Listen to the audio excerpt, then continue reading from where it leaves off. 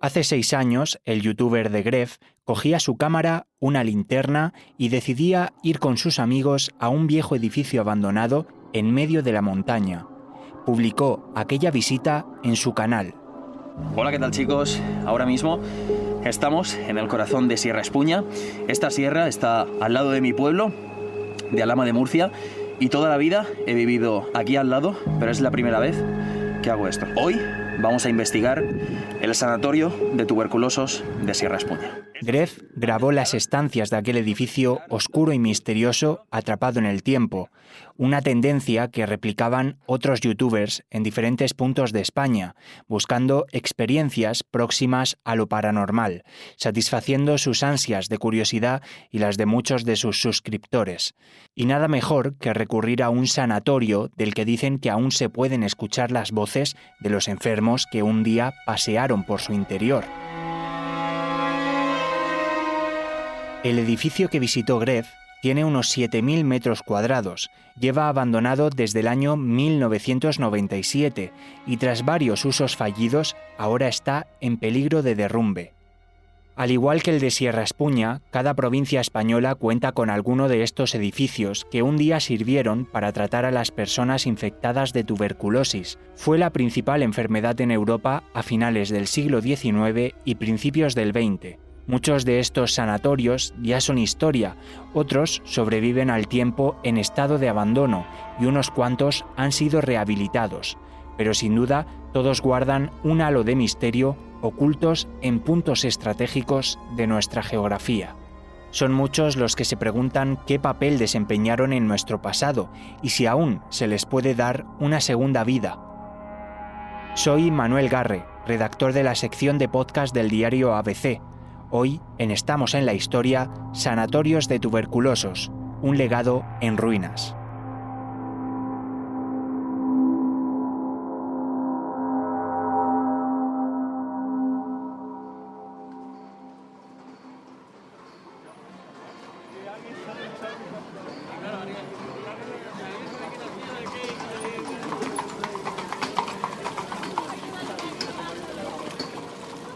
A principios del siglo XX, la tuberculosis era la enfermedad más mortífera de Europa. Estaba por encima del cáncer o la sífilis. Se trataba de una enfermedad bacteriana que se propagaba a través del aire. Atacaba a los pulmones principalmente, aunque también podía afectar a otros órganos. La gente la transmitía al toser, estornudar o hablar, y no en todos se manifestaba de manera clara. Algunos síntomas: tos, dolor de pecho, fiebres, fatiga o escalofríos. En España, a principios del siglo XX, con el auge de la industrialización y el aumento de la insalubridad en las ciudades, se producían cerca de 50.000 muertes anuales. Esto hizo que abordar esta grave enfermedad se convirtiera en asunto de Estado. Por ese motivo, se crearon diversos organismos públicos y privados destinados a controlar su propagación, pero nada fue suficiente. Hasta que en 1936, entrando de lleno en la Guerra Civil, se formó el Patronato Nacional Antituberculoso. Para ayudarnos a comprender mejor este tema, hablamos con Javier García Librero. Él es arquitecto y ganó el Premio Bienal de Iberoamericana con la investigación Sanar al margen, aislamiento y olvido en los sanatorios antituberculosos de España. El Patronato Nacional Antituberculoso fue una institución pública española creada para luchar contra una de las enfermedades con mayor índice de mortalidad a principios del siglo XX, como fue la tuberculosis. Entre sus funciones, una de las principales fue la construcción y gestión de los sanatorios antituberculosos. Eran enclaves y construcciones específicas para luchar contra esta enfermedad a principios del siglo XX. Con España sufriendo los estragos de una guerra, comenzaron a construirse unos 35 sanatorios en distintos puntos del país. Había para ello un presupuesto de 178 millones de pesetas. Con este ambicioso plan sobre la mesa, los arquitectos tenían una gran oportunidad para impulsar proyectos modernos, acordes a la arquitectura del resto de Europa, pero no podían ponerse manos a la obra solos.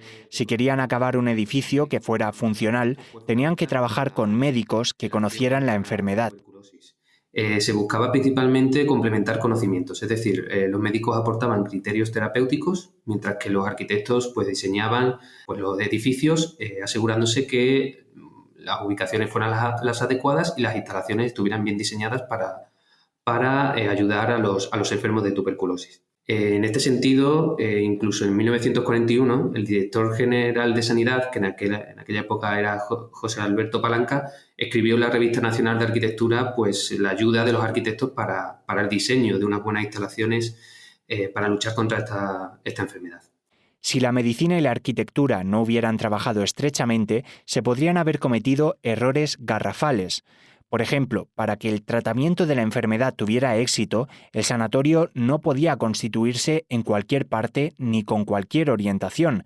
Había que tener en cuenta aspectos como el clima y la geografía de la zona. Es lo que en medicina se conoce como climatoterapia. Había que valorar 3 aspectos claves. Uno de ellos era el número o la cantidad de días serenos, por así decirlo. Es decir, tenía que tener un gran porcentaje de días con la mayor luz solar posible y sobre todo también la pureza del aire.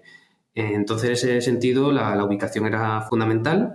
Buscar una buena orientación solar, aire puro y también protección contra los vientos. Estamos ante una enfermedad respiratoria y todos estos aspectos eran fundamentales. Como ejemplo, en el Sanatorio Generalísimo Franco de Bilbao, donde el arquitecto Eugenio Aguinaga fue el que diseñó este sanatorio, en una entrevista que realizó comentó que se visitaron 13 emplazamientos para poder ubicar este sanatorio y al final se decidió el más acertado. España, con sus muchas horas de sol, era idóneo para albergar este tipo de sanatorios, al menos en el sur.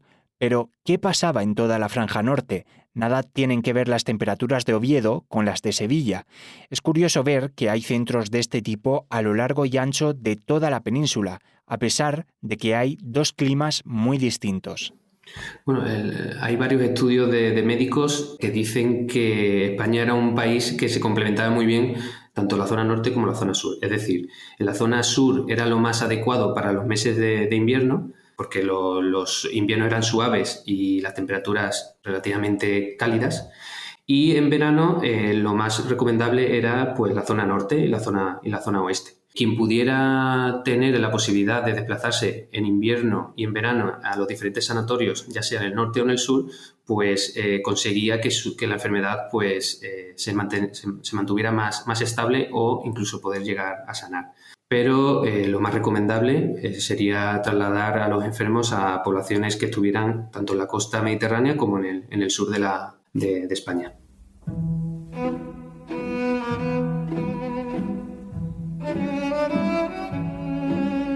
También estos sanatorios debían tener una condición aislada del resto de la sociedad.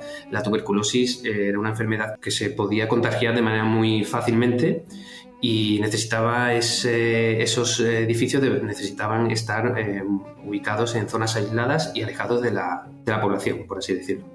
Tras la Guerra Civil, con España en plena recomposición, las ciudades españolas presentaban condiciones de hacinamiento e insalubridad que no eran propias para los tísicos, que es como se conoce a los enfermos de tuberculosis. Los sanatorios se ubicaron en zonas montañosas o junto al mar.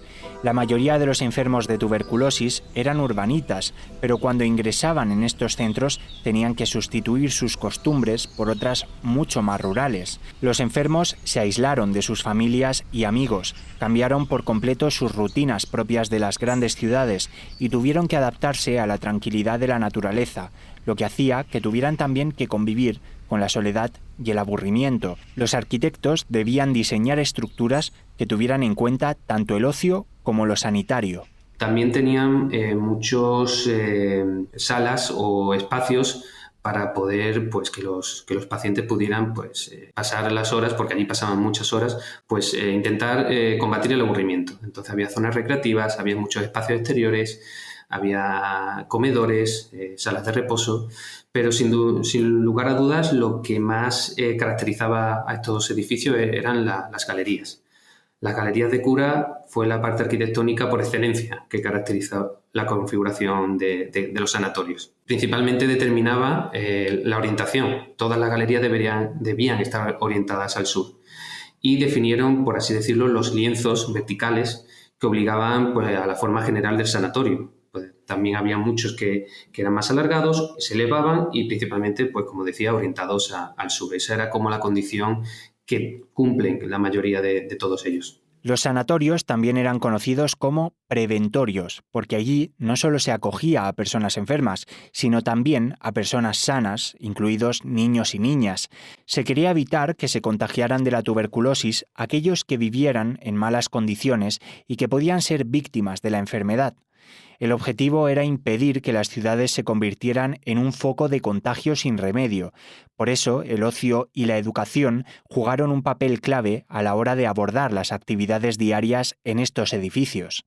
Durante el siglo XX en España se llegaron a registrar más de 100 sanatorios a lo largo y ancho de todo el territorio español. Javier nos habla de los más destacados.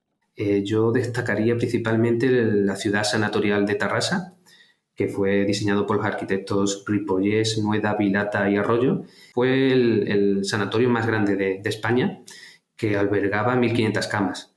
Ese sin duda fue como, el más destacado. Y luego también hay otro que es el Sanatorio de Leza, que es de los pocos que están reconocidos y catalogados por la Fundación Docomomo Ibérico, aquí en España. Y también, por destacar, también tenemos el Sanatorio Los Montalvos, del arquitecto Rafael Bergamín, o el Sanatorio Generalísimo Franco en Bilbao, del arquitecto Eugenio Guinaga.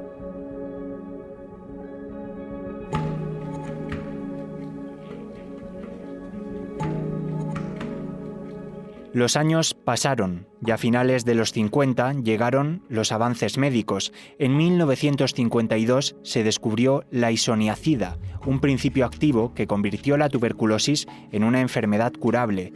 A partir de este momento, el progreso en la investigación continuó durante las décadas siguientes. En pocos años, la tuberculosis dejó de ser la principal causa de mortalidad en Europa. Los sanatorios ya no eran tan necesarios como años atrás. Hay muchos sanatorios antituberculosos que tuvieron que quedarse a medio construir, por así decir, y muchos de ellos pues tuvieron que reconvertir su uso. Son instalaciones que están en ubicaciones aisladas de los núcleos poblacionales por la condición de la propia enfermedad, y tuvieron que enfrentarse pues, a esa acción de reconversión. A medida que pasaron los años, pues unos han tenido más suerte que otros.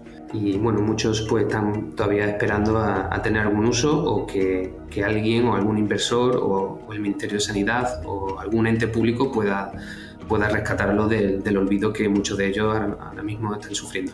Desde que se puso la primera piedra del sanatorio de Busot, en Alicante, 110 preventorios se llegaron a construir en España a lo largo de todo el siglo. A día de hoy se desconoce el número exacto de cuántos han sido abandonados. Javier reivindica la importancia de estas edificaciones y defiende que pueden ser útiles en la actualidad.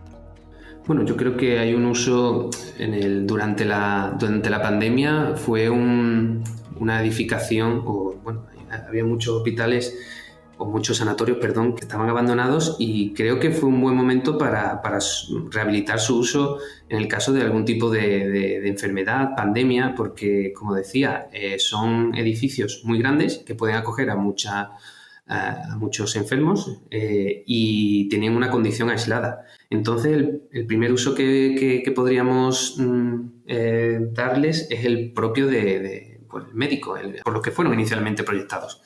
Pueden ser hospitales, o pueden ser residencias de ancianos, o incluso pueden llegar a ser hoteles. Muchos de estos sanatorios, como el de Bilbao o el de Tarrasa, sí han sido reutilizados y son ejemplos del buen uso que se puede hacer de estos históricos edificios. De los más importantes está el Sanatorio de Tarrasa, que actualmente es el Parque Audiovisual de Cataluña. Las últimas ediciones de Operación Triunfo se realizaron en este edificio. Luego el resto que he comentado son los sanatorios de Montalvos, el de Generalísimo Franco de Bilbao, el Sanatorio de Gorliz.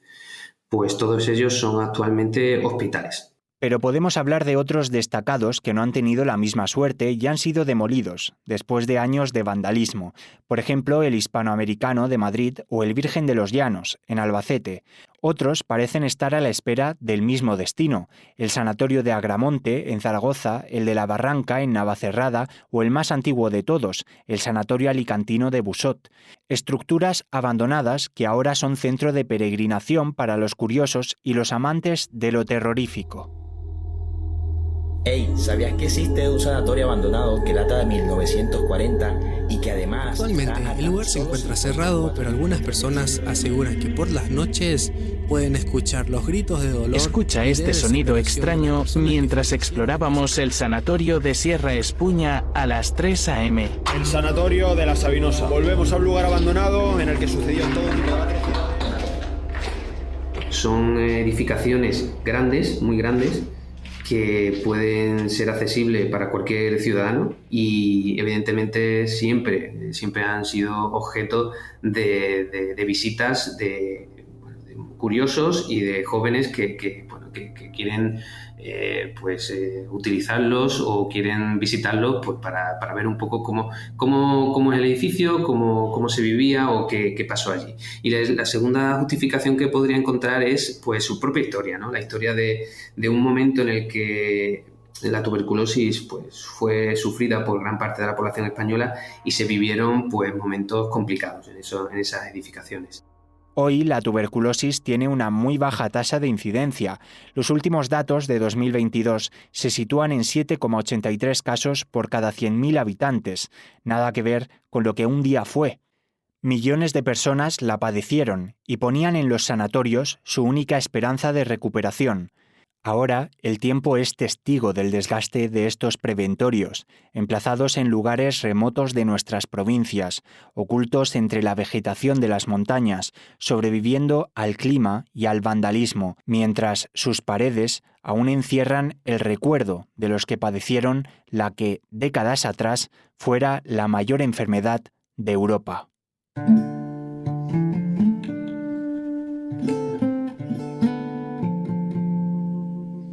Este episodio de Estamos en la Historia está producido y locutado por Manuel Garre con la colaboración de Javier García Librero.